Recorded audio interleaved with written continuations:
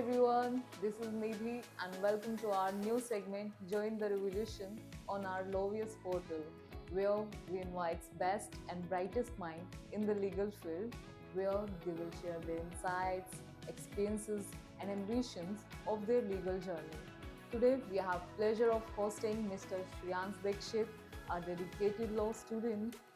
He almost trained 1,000 students in public speaking and received numerous awards for his debating prowess. Welcome, Mr. Shriyans. Thank you. Thank you for hosting me here.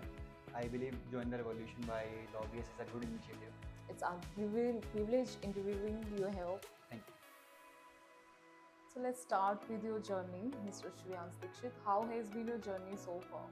देखो, journey के बारे में अगर मैं एक line में अगर sum up करूँगा तो मैं सिंपल सा इतनी सी बात बोलूँगा कि from introvert to not being an introvert. मैं ये नहीं कह रहा कि extrovert, but from introvert to not being an introvert. अब जैसे कि आप देखते हैं कि एमयूएन वगैरह पे डिबेट वगैरह मैंने पार्टिसिपेट अगर किया है, मैं मॉडरेटर रहा हूँ कई जगहों पर, या फिर मैंने कुछ पब्लिक स्पीकिंग की एंकरिंग वगैरह करी है, तो वो मेरे स्कूल टाइम में अगर मैं अपने आप को देखूँ तो वो चीज़ पॉसिबल नहीं थी। इसलिए पॉसिबल नहीं थी, बड़ा ही इंट्रोवर्टेड स्टूडेंट था स्कूल टाइम से। मैं बहुत मतलब स्टेज पर तो कभी परफॉर्म कुछ किया ही नहीं, स्टेज बैक स्टेज वाले मेरे काम ज़्यादातर रहते थे। साउंड, वीएफएक्स, एडिटिंग वगैरह ये सारी चीज़ें मैं करता था। तो ये था कि कोई स्कोप तो नहीं था कि मैं स्टेज पर कुछ परफॉर्म करूँगा, ना कभी स्टेज पर कुछ परफॉर्म किया था। 12th तक कोई अवार्ड भी नहीं आया था। 12th के बाद जब एग्ज़ाम ख़त्म हो जाते हैं और रिजल्ट वगैरह आ जाता है, उसके बाद काफ़ी जो कॉलेज से स्कूल के पीछे जो टाइम होता है उसमें मथुरा में कैम्पियन हो रहा। तो one of my colleague took me there, मेरे को बताया गया था कैम्पियन वगैरह हो रहा है। मेरे को ठीक है, पॉलिटिक्स में इंटरेस्ट था, सोशल साइंस वगैरह में काफ़ी इंटरेस्ट आया बचपन से। तो मेरा ये था कि चलते हैं, देखते हैं क्या होता है। कोई मेरे को कंसेप्ट नहीं समझा पाया कैम्पियन का कि क्या होता है, और ये था कि हाँ जाना है, कुछ देखना है, कुछ नया मिलेगा देखने को। मैं जाता हूँ वहाँ पर। जो हमारे जो मॉडरेटर थे वो ट्रेनिंग जब ले रहे होते हैं, आरओपी सेशन जब समझा रहे होते हैं, तो उन्होंने कंसेप्ट समझाया था एमबीए का, और क्या जो मैं जिस कमेटी में था कि क्या क्या चीज़ें करनी होती है, आरओपी वगैरह, रूल्स ऑफ प्रोसीजर वगैरह, मुझे बड़ी इंटरेस्टिंग चीज़ लगी। मैंने कहा ये चीज़ है, मेरे लाइक चीज़ है। उसके बाद मैं पहली बार जब स्पीच देता हूँ तो लाइफ में पहली बार था जब मैं कोई स्पीच दे रहा था। इससे पहले मैंने स्कूल में काफ़ी कोशिश करता था, मैंने डिबेट प्रोग्राम में सेलेक्ट किया, लेकिन मैं कभी सेलेक्ट नहीं किया। पहली बार मैं स्पीच देता हूँ और मेरे को लगता है कि अच्छी स्पीच दे रहा हूँ। 2 दिन की वो कमेटी थी, मैं दूसरे दिन जीत जाता हूँ। आज तक मैं कभी कोई अवार्ड आज तक कोई अवार्ड नहीं जीता था, लेकिन दूसरे दिन मैं जीत जाता हूँ। उस चीज़ से काफ़ी कॉन्फिडेंस बना कि हाँ ये चीज़ मेरे लिए है, मैं इस चीज़ को कर पाऊँ। अब उसके बाद जोधपुर जाता हूँ मैं 1 महीने बाद। वहाँ पर टीपीएस एमबीए जोधपुर उस टाइम 2019 में हुआ था। वहाँ पर भी मेरे ख्याल से लेटर ऑफ रिकमेंडेशन आया था अवार्ड में। तो तब वहाँ पर पता चलता है कि मेरी लॉ कमज़ोर है। जाहिर सी बात है 12th पास आउट व्यक्ति, उसकी क्या ही लॉ की समझ होगी। तो फिर लगा कि हाँ अब जो लॉ में एनरोलमेंट करके थोड़ी नॉलेज बढ़ेगी और अच्छी चीज़ें लॉ सीखनी बचेगी, क्योंकि उसमें जो हमारा टॉपिक था उसका वो था uniform civil code. Uniform civil code आपको समझना है तो आपको लॉ की जानकारी होनी चाहिए। तो इस वजह से लॉ में इंटरेस्टेड आया था, क्योंकि मेरे को यूनिफॉर्म सिविल कोड के बारे में पढ़ना था। पहले मेरे को ये लगता था कि कॉन्स्टिट्यूशन जो होता है वही एक लॉ है, उसी में सारी चीज़ें होती हैं, उसी में जो क्रिमिनल लॉ होता है उसी में सिविल लॉ होता है। तो उस डिबेट के दौरान मेरे को पता चलता है कि क्रिमिनल लॉ सिविल लॉ अलग होता है और कॉन्स्टिट्यूशनल लॉ अलग होता है। फिर धीरे धीरे पढ़ना स्टार्ट किया, बड़ा उसमें इंटरेस्टेड चीज़ थी। फिर लॉ में इन्वॉल्वमेंट हुआ, काफ़ी मज़ा आया, बहुत अच्छी जर्नी हुई। And what sparks you to pursue law? देखो मैं पीसीएम से पढ़ा हुआ हूँ, 11th-12th मैंने पीसीएम से करी, लेकिन 10th तक अगर मैं बताऊँ तो 10th तक मेरा सोशल साइंस में काफ़ी अच्छा इंटरेस्ट था। मैं ये मानता हूँ कि सोसाइटी जो होती है और जो पॉलिटिक्स जो होती है, किसी भी नेशन की आपको सोसाइटी और पॉलिटिक्स समझनी है तो उसकी लॉ को समझो, या फिर किसी भी लॉ को समझना है तो उस नेशन की सोसाइटी और पॉलिटिक्स को समझो। क्योंकि मेरा पॉलिटिक्स और सोसाइटी में इंटरेस्ट था, तो उस वजह से मेरा लॉ में इंटरेस्ट आया। और मेरे को ये कहने में कोई शर्म नहीं है कि बीएलएल भी मैंने किया है। मेरे बीए के सब्जेक्ट ज़्यादा स्ट्रॉन्ग थे, लॉ के सब्जेक्ट्स कंपैरेटिवली इतने स्ट्रॉन्ग नहीं। लेकिन मैं आपको बताता हूँ कि जो अपनी जो सोसाइटी होती है, अपनी जो पॉलिटिक्स समझने का अगर हमें तरीका है तो लेजिस्लेटिव फ्रेमवर्क समझो, किस टाइप के लेजिस्लेशन लाए जा रहे हैं देश में, उससे पता चलता है कि देश की पॉलिटिक्स कैसी है, देश की सोसाइटी कैसी है। आपकी जो गवर्नमेंट भी होती है, जब वो कोई लॉ लाती है तो गवर्नमेंट जिस टाइप के लॉ ला रही है उससे पता लगाया जा सकता है कि गवर्नमेंट की आइडियोलॉजी क्या है। मैं आपको इसका एग्जाम्पल दूंगा अगर आप चाहें तो। बिल्कुल। देखो, बीजेपी के पहला नेशनल कन्वेंशन जब हुआ था, जब फॉर्म हुई थी, उनके 5 गाइडिंग प्रिंसिपल थे। उनमें से 2 प्रिंसिपल थे, वैसे तो बहुत सारे थे, गांधी सोशलिज्म वगैरह। 2 थे, पहला था national integrity commitment to national integrity, दूसरा था उनका कमिटमेंट टू पॉजिटिव सेकुलरिज्म। अब कमिटमेंट टू नेशनल इंटीग्रिटी जब हम देखेंगे तो बीजेपी 2019 में एक लॉ लेकर आई थी जिसमें उन्होंने आर्टिकल 370 के स्पेशल स्टेटस को सीज टू बी ऑपरेटिव कर दिया। तो यानी कि उनकी जो आइडियोलॉजी है वो लॉ मेकिंग के थ्रू देश पर इम्प्लीमेंट वो करते हैं। कोई भी गवर्नमेंट हो, उनकी जो आइडियोलॉजी होती है वो लॉ मेकिंग के थ्रू इम्प्लीमेंट करते हैं। तो यही मेरे कहने का सेंस है, अगर हमें किसी देश की सोसाइटी और पॉलिटिकल स्ट्रक्चर को समझना है तो हमें लॉ को समझना पड़ेगा, या फिर अगर हमें लॉ को समझना है तो देश की पॉलिटिकल और सोशल स्ट्रक्चर को हमें समझना है। Suyansh, you have participated in numerous MUNs and debates. So, what do you think? Taking part in MUNs and debates, does it improve your comprehension of legal principles? हाँ बिल्कुल। देखो, हमें ये चीज़ समझनी पड़ेगी कि मॉडल यूनाइटेड नेशन या फिर यूथ पार्लियामेंट हुआ, ये दोनों ही सिमुलेशन होते हैं। यूएन की बॉडीज़ के सिमुलेशन हो गए, इंडिया के पॉलिटिकल स्ट्रक्चर के सिमुलेशन हो गए, पार्लियामेंट का सिमुलेशन हो गया। तो जब हम इन सारी बॉडीज़ का सिमुलेशन हम एकेडमिक लेवल पर कर रहे हैं, देखो इन सब बॉडीज़ का जो बेसिक वर्क होता है, वैसे तो बहुत सारे इनके वर्किंग्स होती हैं, लेकिन जो बेसिक वर्क होता है पॉलिसी मेकिंग का काम होता है। पॉलिसी मेकिंग हो गया, लेजिस्लेटिव मेकिंग हो गया, तो ये सारी काम ये सारी बॉडीज़ करते हैं। तो जब हम इनका सिमुलेशन करते हैं तो हम पॉलिसी मेकिंग के बारे में पढ़ते हैं, हम लेजिस्लेटिव फ्रेमवर्क के बारे में पढ़ते हैं। बेसिकली पार्लियामेंट का जो मेन गोल जो है वो लॉ बनाने का है।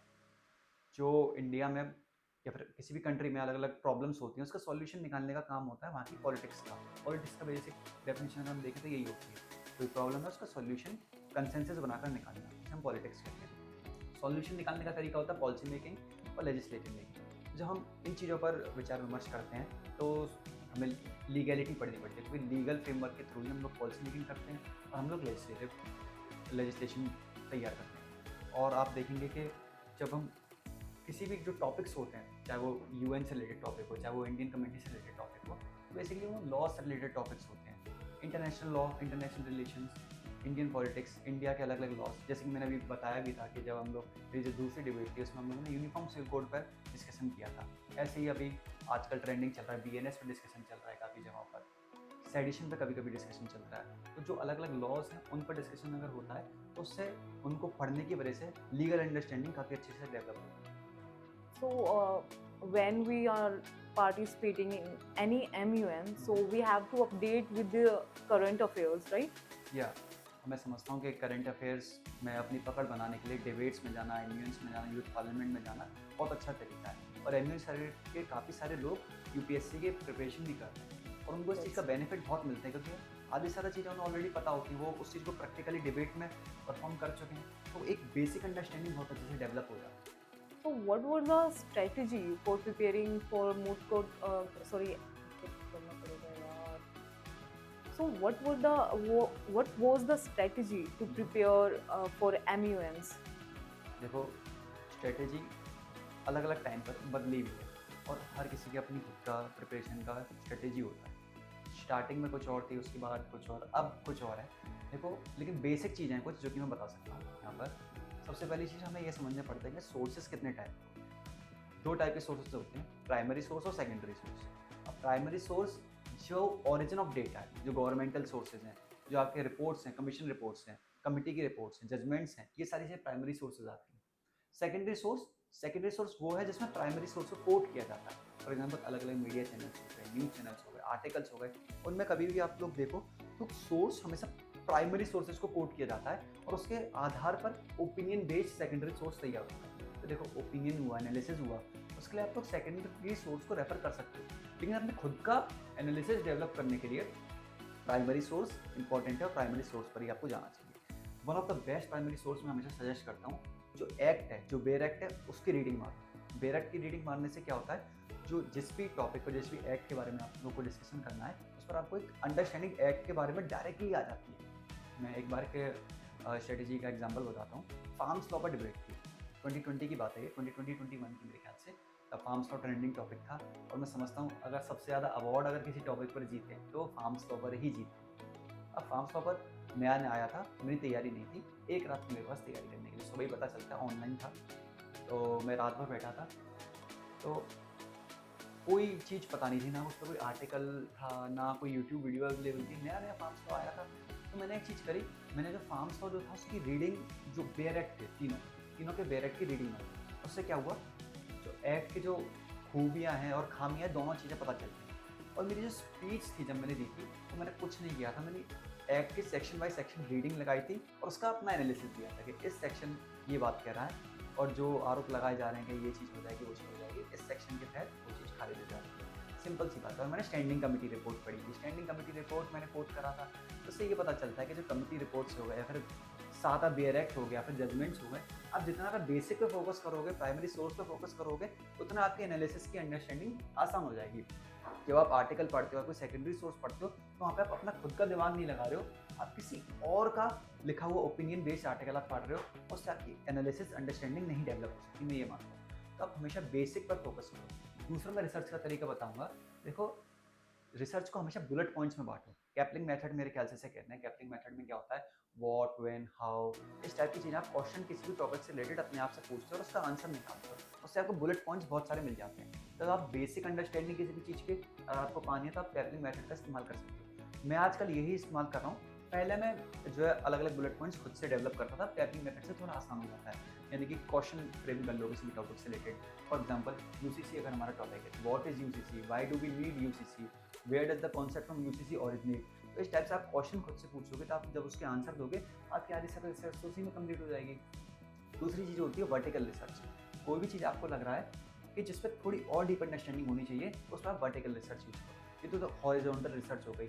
आपको कोई लग रहा है कि कोई क्वेश्चन बहुत ज़्यादा सिग्निफिकेंट है, तो आप उसमें वर्टिकल रिसर्च इस्तेमाल कर सकते हो। For example, where does the concept of UCC originate. आपको लग रहा है कि बहुत इंपॉर्टेंट क्वेश्चन है, तो आप उसमें थोड़ा डीप में जाओ, उसे हम वर्टिकल रिसर्च कहते हैं। तो आप पाओगे कॉन्स्टिट्यूशनल असेंबली की जब कॉन्स्टिट्यूंट असेंबली की जब डिबेट हुई थी, तब ये बातें निकल के आई यूसीसी से related. Doctor B R Ambedkar ने यूसीसी के बारे में क्या कहा था, हिंदू कोड में लाए थे, तो जब कोडिफिकेशन की बात करी गई थी लॉज के रिगार्डिंग, तब हम वर्टिकल रिसर्च करते हैं, यानी किसी भी टॉपिक की डीप अंडरस्टैंडिंग के लिए। मैं समझता हूँ कि बेसिक चीज़ों पर अगर आप फोकस करोगे और जो क्वेश्चन थोड़े इंपॉर्टेंट है, सिग्निफिकेंट हैं, उन पर आप वर्टिकल रिसर्च करोगे, थोड़े डीप में जाओगे, आपकी रात खत्म होने से पहले आधी से ज़्यादा जो रिसर्च है वो कंप्लीट हो जाएगी। तो ये मैं मानता हूँ ये स्ट्रेटेजी बहुत यूज़फुल है और हमेशा बेसिक पर फोकस करो।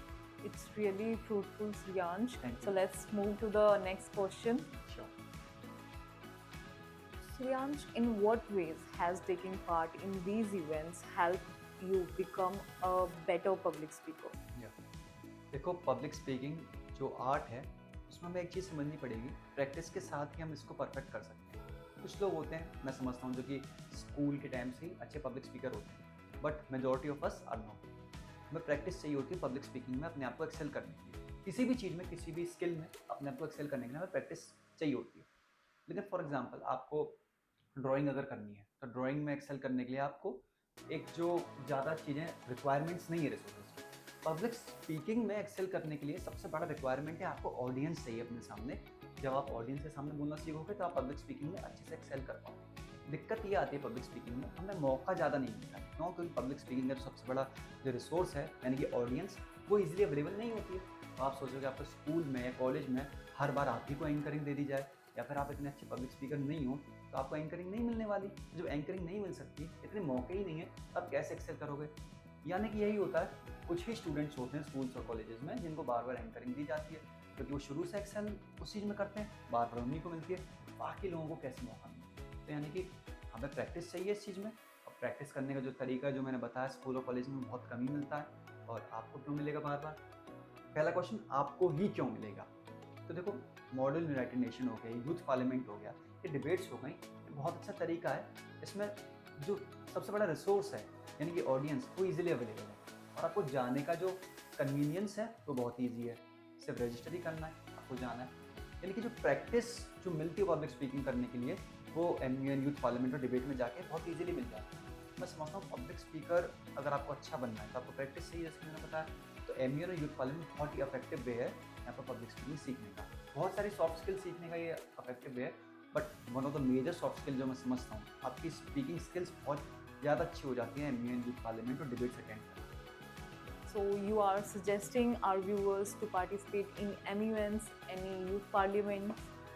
अच्छी, नॉट जस्ट MUN और youth parliament, normal debating competition, या फिर स्कूल्स में आप है तो मेरे ख्याल से स्पीच कॉम्पिटिशन्स वगैरह इस टाइप की चीज़ें होती हैं। स्कूल्स में डिबेटिंग कॉम्पिटिशन्स बहुत सारे टाइप के होते हैं। DU में अगर आप है, DU के किसी कॉलेज में, तो वहाँ पे पार्लियामेंट्री डिबेट्स होती हैं, वहाँ पे कन्वेंशनल डिबेट्स होती हैं। हर जगह के अपने खुद के फॉर्मेट होते हैं, किसी भी टाइप के फॉर्मेट जहाँ पर आपको ऑडियंस के सामने स्टेज साझा करने का मौका मिल रहा है, तो देखो वो मैं समझता हूँ बहुत अच्छा तरीका प्रैक्टिस करने का। Suryansh, can you suggest any specific skill which are needed in a public speaker? Not any specific skill, देखो बहुत सारी स्किल चाहिए होती है। देखो ऑडियंस में कमांड होना बहुत ज़रूरी होता है। मैं देखता हूँ शुरुआत में, या फिर मैं भी ये गलती करता था, हम नए नए स्पीकर होते हैं, जब हम नए नए वक्ता होते हैं, सबसे बड़ी गड़बड़ जो हम करते हैं, हमारा ऑडियंस पर कमांड नहीं होता। ऑडियंस पर कमांड नहीं समझाता हूँ, हम वो बता रहे होते हैं जो हमें बोलना है, वो नहीं जो ऑडियंस को सुनना है। लेकिन ऑडियंस को क्या सुनना है वो बोलना, जो ऑडियंस सुनना चाह रही है उनसे कनेक्ट करके बोलना, ये सिंपल सा एक थिन लाइन डिफरेंस होता है एक बिगिनर और एक इंटरमीडिएट पब्लिक स्पीकर। अब एडवांस पब्लिक स्पीकर का जो थिन लाइन डिफरेंस है वो शायद से मैं नहीं बता पाऊंगा, क्योंकि आगे चल के अगर मैं बनता हूँ कभी एडवांस पब्लिक स्पीकर, या फिर मैं किसी 1000 से ऊपर की ऑडियंस को कभी जो है क्या बोलते हैं पोडियम से रेफर कर पाता हूँ, तो मैं समझता हूँ कि वो चीज़ें मैं सीख पाऊँगा। अभी तक जो मेरा रहा है 500 से 600 ऑडियंस सामने रही है, उतने को तो मैं रेफर कर लेता हूँ। लेकिन जो कमांड की जो बात जैसे मैंने बताई, वन ऑफ द बेसिक मैं समझता हूँ मेजर थिंग है जो कि थिन लाइन डिफरेंस क्रिएट कर देती है बिगिनर और इंटरमीडिएट स्पीकर में। Suryansh, if a student wants to become a moderator in MUNs or youth parliaments and debates, so what qualities they required for the moderator? बिल्कुल, देखो सबसे पहले तो हमें ये चीज़ समझनी पड़ेगी कि MUN और यूथ पार्लियामेंट और MUN सर्किट, इसकी सबसे अच्छी बात ये है, it is for the students, by the students and to the students. यहाँ पर जितना भी कुछ है वो सब स्टूडेंट ड्रिवन है, मतलब ऑर्गेनाइजर भी स्टूडेंट ही होते हैं, पार्टिसिपेंट्स भी स्टूडेंट होते हैं, जो मॉडरेट कर रहे हैं कमेटी के, जो जज हैं वो भी स्टूडेंट्स होते हैं। इसी फॉर्मेट में ऐसा कुछ देखने को मिलेगा। आप दूसरे जितने भी फॉर्मेट हैं, चाहे वो कन्वेंशनल डिबेटिंग हो जाए, पार्लियामेंट्री डिबेटिंग हो, तो उसमें आप देखोगे कि टीचर जो होते हैं, प्रोफेसर्स होते हैं, वो जज होते हैं, वही मॉडरेटर होते हैं। मेरे ख्याल से मूट कोर्ट में एडवोकेट्स और जितने भी सीनियर लीगल फ्रेटर्निटी के लोग हैं वो लोग जज होते हैं, वो लोग क्या बोलते हैं जज करते हैं। लेकिन ये एक ऐसा फॉर्मेट है जहाँ पे स्टूडेंट ड्रिवन है सब कुछ, जज और मॉडरेटिंग का काम स्टूडेंट ही करते हैं, क्योंकि एक बहुत ही अलग टाइप का फॉर्मेट है और उसमें जो एक्सपीरियंस जितना ज़्यादा आपको होता है उतना ज़्यादा आप अच्छे से मॉडरेट कर पाते हो। तो मैं समझता हूँ जो सोल डिस्क्रिशन है कि मॉडरेटर किससे होना चाहिए, किससे नहीं होना चाहिए, या फिर आपने बताया ना जैसे कि आपने पूछा कि स्टूडेंट को क्या करना चाहिए, द सोल डिस्क्रिशन है, the sole advice is experience.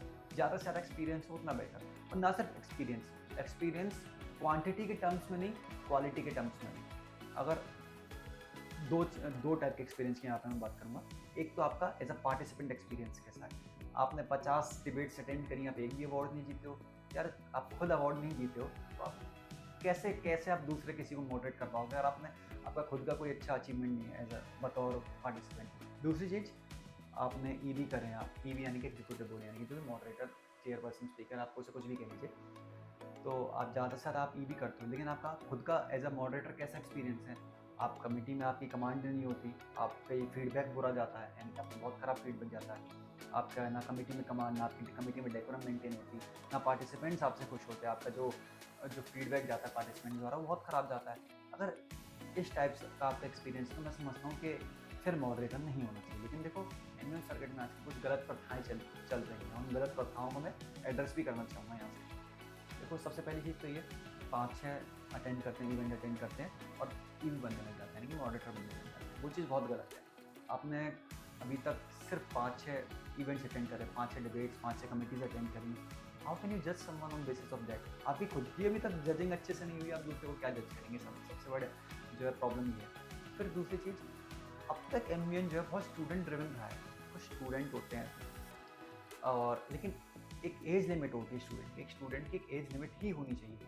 अगर MUN सर्किट में एक ज़्यादा एज के लोग अगर आने लग जाएंगे और बतौर मॉडरेटर ज़्यादा उम्र के लोग मॉडरेट करेंगे, तो थिन लाइन डिफरेंस जो होता है MUN और बाकी फॉर्मेट्स में, वो डिफरेंस नहीं रहेगा। कुल मिला के बात यही, एक तो कम एक्सपीरियंस भी बिल्कुल नहीं होना चाहिए कि बिल्कुल बहुत कम एक्सपीरियंस हो, क्योंकि बहुत कम एक्सपीरियंस का दिक्कत ये होती है कि जिस व्यक्ति ने अभी खुद को जज अच्छे से नहीं करवाया वो दूसरे को क्या जज करेगा, या फिर जो व्यक्ति खुद अच्छे से अवार्ड नहीं जीता है वो दूसरे को क्या अवार्ड देगा। अगली चीज़ यही है, अच्छे से जितनी बार आपको मौका मिला है मॉडरेटर बनने का, आप अच्छे से मॉडरेट नहीं कर पाए, आपका डेकोरम नहीं रहा, आपका जो है कमेटी में फीडबैक अच्छा नहीं रहा, you should not become moderator next time. आपको अपने पे काम करने की ज़रूरत है, आपको जो है डेल यानी कि पार्टिसिपेट ज़्यादा करना चाहिए। और एक चीज़ ये भी मैं एड्रेस करना चाहूँगा, एज लिमिट होनी चाहिए। एमयूएन और यूथ पार्लियामेंट एक स्टूडेंट ड्रिवन कॉन्सेप्ट है, एक एज लिमिट यहाँ पर होनी चाहिए, और अगर एज लिमिट होगी तो स्टूडेंट ड्रिवन रहेगा। नहीं तो वो जो थिन लाइन डिफरेंस है, अगेन मैं वही कहूँगा, प्रोफेसर्स और स्टूडेंट्स वाला जो, या फिर किसी प्रोफेशनल और स्टूडेंट्स का जो कोऑर्डिनेशन बाकी फॉर्मेट्स में चलता है, वो यहाँ नहीं आना चाहिए, क्योंकि एक ही तो ऐसा फॉर्मेट है जो कि सोलली स्टूडेंट ड्रिवन है, और स्टूडेंट ड्रिवन ही रहना चाहिए। Shreyans, what's the process for being a moderator? How one can select to keep it going? Shreyans, any closing thought for our viewers? हाँ, देखो, अगर आप लोग टीयर 1 सिटीज़ से हो तो आपको अपॉर्चुनिटीज़ का स्पीयर बहुत बड़ा होता है, लेकिन टीयर 2 टीयर 3 सिटीज़ में एक बहुत बड़ी प्रॉब्लम आप लोग फेस करने वाले हो, वो है आपकी नेटवर्किंग। नेटवर्किंग का स्पीयर बहुत छोटा हो जाता है। होता क्या है, आप लोग टीयर 2 या टीयर 3 सिटीज़ में किसी कॉलेज में हो, आप लोग सिर्फ 4 दीवार के अंदर बंद रह जाने वाले हो। आपका कनेक्शन का स्पीयर क्या है? आपका क्लासरूम, आपका बगल वाला सेक्शन, आपका जूनियर, आपका सीनियर और बाकी डिपार्टमेंट के स्टूडेंट्स।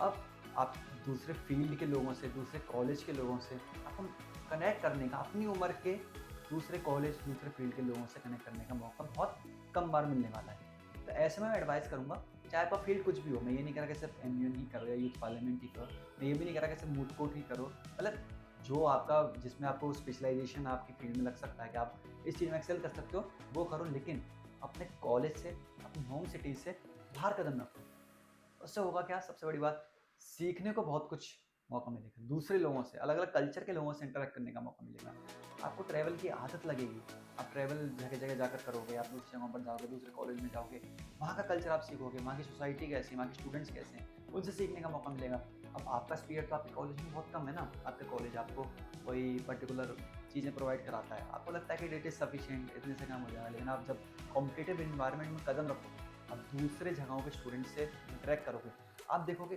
इनका कॉलेज तो बहुत कुछ इन्हें प्रोवाइड करवाता है, या फिर ये लोग तो बड़े कॉम्पिटिटिव हैं इन नेचर, अगर ये लोग इतने कॉम्पिटिटिव हैं इन नेचर, तो फिर हमें भी इतना कॉम्पिटिटिव होना पड़ेगा। वो कॉम्पिटिटिवनेस की ही भावना होती है जो कि एक व्यक्ति को सफल बनाती है।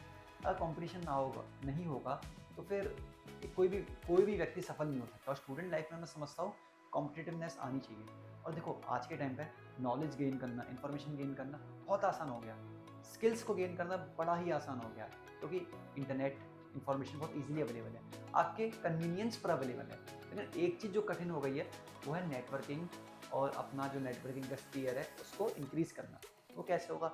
हाँ, इंटरनेट से हो सकता है। आप अगर आप सोशल मीडिया इन्फ्लुएंसर हो, आपका स्पीयर बढ़ेगा, लेकिन I think majority of you guys watching this video are not any kind of social media influencer, और उनका सोशल मीडिया पर जो प्रेजेंस है वो उतना नहीं है जितना इन्फ्लुएंसर्स का होता है।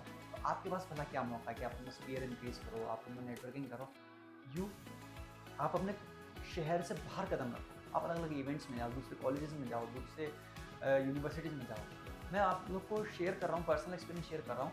कभी कभी दूसरी यूनिवर्सिटीज़ के हॉस्टल्स में रुकने का मौका मिलता है, वहाँ पे कितना मज़ा आता है। जब मॉडरेटर वगैरह होते हैं, दूसरी यूनिवर्सिटी से गेस्ट हाउस में रुकने का मौका मिलता है, यानी कि जहाँ पर उस यूनिवर्सिटीज़ के बड़े बड़े चीफ गेस्ट और बड़े बड़े VIPs रुके होते हैं, उन्हीं गेस्ट हाउस में से एक में आपको ठहरने का मौका मिलता है। यानी एक एक्सपीरियंस है, आप नई नई चीज़ एक्सपीरियंस करते हो, नए नए लोगों से मिलते हो। ये तो चलो मेरा फील्ड रहा है, मैंने यूथ पार्लियामेंट और डिबेट। बाकी लोग जो मेरे ख्याल से इस पर्टिकुलर सेशन में आए हैं, कई लोग मूड कोर्ट और मॉक ट्रायल्स वगैरह से भी आए हैं, और आगे भी अलग अलग फील्ड से लोग आएंगे, वो भी आप अपने एक्सपीरियंस शेयर करेंगे।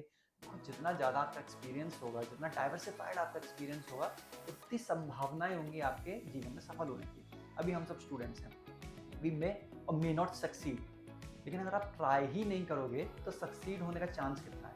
अगर आप ट्राई करोगे तो अगर आपका सिर्फ 5% चांस भी है लाइफ में सक्सीड होने का, एटलीस्ट यू आर ट्राइंग। वो 5% अगर हो जाता है, that is more than enough.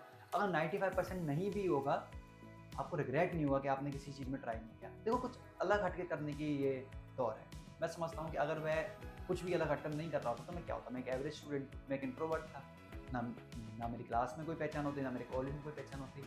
मैं बताना चाहूँगा आप लोगों को, 2022 से 2023 के वक्त पे जो साल था, तब मैं अपने कॉलेज के, यूनिवर्सिटी के म्यून क्लब का प्रेसिडेंट रहा था, और मैं जनरल सेक्रेटरी रहा था डे स्कॉलर्स अफेयर्स का।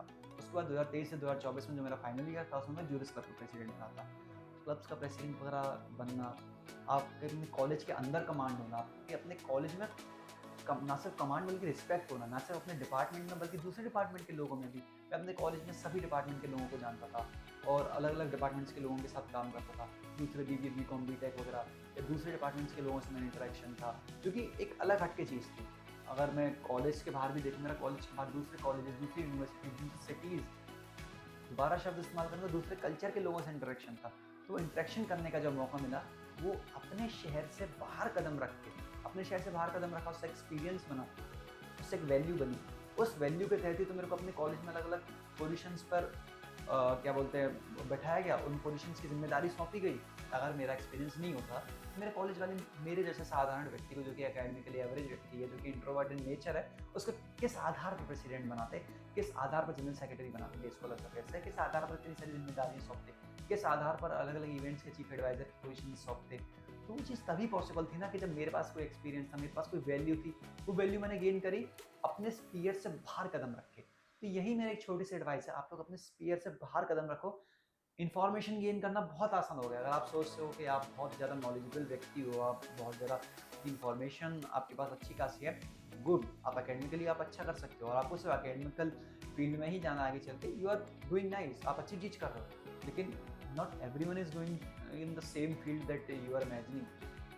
देखो, जैसे कि मैंने बताया, कॉम्पिटेटिव इन्वायरमेंट है, बढ़ता जा रहा है, टीयर 1 सिटीज़ में बहुत ज़्यादा कॉम्पिटिशन है। अगर उस कॉम्पिटिशन से टैकल करना है तो स्टूडेंट लाइफ से ही टैकल करना शुरू करो ना। देखो बाकी स्टूडेंट्स दूसरे कॉलेजेस के कैसे हैं, उनका कॉम्पिटेटिव एज आपके ऊपर कितना है। जब आप उस चीज़ को भांपोगे तो आपको ये चीज़ पता चलेगी कि शायद हम कितने पानी में हैं। शायद मैं जिस भाषा शैली का इस्तेमाल कर रहा हूँ, वो that is not compatible with the tier 1 सिटीज़ पीपल। सब ये सारी चीज़ें आप सीखोगे, आप उनकी कॉम्पिटिटिवनेस से उनसे एज टू एज आप उनसे टक्कर लोगे। जब आप उन्हें बार बार हराओगे, उनसे हारोगे भी, तब आपको एक जो फीलिंग आएगी, जो आपको एक्सपीरियंस क्रिएट होगा, that experience is beneficiary for your overall development. देखो हॉलिस्टिक ग्रोथ का, देखो आपके कॉलेज में कोई भी, आपके स्कूल में कोई भी गेस्ट लेक्चर आ रहा होगा, वो एक बात जरूर बोलता होगा, ये दौर हॉलिस्टिक ग्रोथ का दौर है, ये दौर है एक हॉलिस्टिक डेवलपमेंट का दौर है। तो हॉलिस्टिक डेवलपमेंट सिर्फ अपने सिटी में रहने से, ना ट्रेवल करने से पॉसिबल नहीं। उसके लिए बाहर निकलना पड़ेगा, दूसरे लोगों से इंटरेक्ट करना पड़ेगा। बाहर जाओ, इंटरेक्ट करो, कनेक्शंस बनाओ। हर इवेंट में आप जा रहे हो, अगर किसी भी इवेंट में आप जाते हो और 5 कनेक्शन, मिनिमम 5 कनेक्शंस नहीं फॉर्म कर पा रहे हो, इस इवेंट में जाने का कोई फ़ायदा नहीं है। किसी भी इवेंट को अटेंड करने का, कहीं भी बाहर जाने का फ़ायदा तब है जब आप नेटवर्किंग करोगे, आप कनेक्शंस बिल्ड करोगे। अगर मैं अपनी पर्सनल लाइफ में अगर मैं बताऊँ, जो मेरे जो कनेक्शंस हैं, मेरे लिए बहुत बेनिफिशियरी कनेक्शंस हैं, और मैं आगे चल के अपने कनेक्शन से, अपने नेटवर्किंग से हेल्प भी मांगूंगा। और मैं समझता हूँ मेरे भी जो जूनियर्स हैं वो मेरे से हेल्प मांगते हैं, मैं हेल्प करता हूँ, आगे भी उन्हें हेल्प करता रहूँगा। तो कम्युनिटी बिल्डिंग आज के टाइम पे सबसे इम्पोर्टेंट स्किल है, और कम्युनिटी बिल्डिंग करने का ये एक बहुत अच्छा तरीका है कि आप अलग अलग इवेंट्स अटेंड करिए, आप अलग अलग जगहों पर जाइए, आप अलग अलग फॉर्मेट्स को अटेंड करिए। जिस भी चीज़ में आप एक्सेल करते हो, फॉर एग्जाम्पल आप डांस करते हो, डांस बहुत अच्छा करते हो, जाओ अलग अलग कॉलेज में परफॉर्म करो डांस, आपका आपके पर्टिकुलर फील्ड से रिलेटेड कनेक्शंस बनेगा। आप अच्छे म्यूजिशियन हो, आप अच्छा सिंगिंग करते हो, आप जाओ अलग अलग जगहों पर पार्टिसिपेट करो। कुल मिला के बात ये है, अपने स्पीयर से बाहर कदम रख के कुछ नया करो, तभी आपकी पहचान बनेगी। देखो आपकी क्लास में शुरुआत में जब आप जाते हो, 50-60 बच्चे होते हैं आपकी क्लास में, आपकी अलग पहचान कैसे बनेगी? आप कुछ अलग करोगे तभी तो आपकी पहचान बनेगी। इनफैक्ट पूरे जो स्पीयर है, पूरे जो लोगों की अगर मैं कैलकुलेशन देखूँ, तो एक अलग पहचान बनाने के एक अलग फ़ायदे होते हैं। नहीं तो आप भीड़ में गुमनाम होते हो। भीड़ में गुमनाम होने से अच्छा है कि आप भीड़ में अपनी पहचान बनाओ। भीड़ में पहचान बनने का यही तरीका है, आई कुछ टोटली अग्री। कुछ अलग हट के आप करो, और कुछ अलग हट के आप करोगे तो देखो आपकी पहचान बनेगी, और उस पहचान से आपकी वैल्यू बनेगी, और वैल्यू को आप मोनेटाइज भी कर सकते हो, और उस वैल्यू के आप अलग अलग इस्तेमाल भी कर सकते हो। आपको पोजीशन ऑफ पावर तक पहुंचाने में आपकी वैल्यू हेल्प करती है, आपके सिर्फ थॉट्स नहीं। उस थॉट्स का एक्सपीरियंस आप जो इम्प्लीमेंट करोगे, तब आपकी जो वैल्यू काम आएगी और आपको अलग अलग पोजीशन ऑफ पावर्स प्रदान करेगी। Thank you, Suryansh, thank you so much. for sharing your insightful journey with us. Thank you, Suryansh, thank you so much. for sharing your insightful journey with us. Thank you so much for hosting me here, and I believe कि ये जो JTR है, join the revolution bye लॉबियस, बहुत अच्छा initiative है। जैसे कि मैंने भी कहा कि स्टूडेंट्स को डाइवर्सिफाइड एक्सपीरियंस होना चाहिए, और जॉइन द रिवॉल्यूशन एंड लॉबियस वो एक्सपीरियंस प्रोवाइड अगर स्टूडेंट्स को करवा रहा है, तो मैं समझता हूँ ये बहुत बहुत ही अच्छा इनिशिएटिव है। मैं आप लोग को बहुत ज़्यादा कॉन्ग्रेचुलेट करना चाहूँगा आपकी प्रिपरेशन और ऑल द बेस्ट बोलना चाहूँगा आगे के अपने एंडेवर्स के लिए। I hope, guys, this interview will provide you some fruitful information. And if you want to be here, like Suryansh Dikshit, you can simply send your CV at info@lovius.com and get the chance to be here. And if you like our content, then hit the like button, subscribe.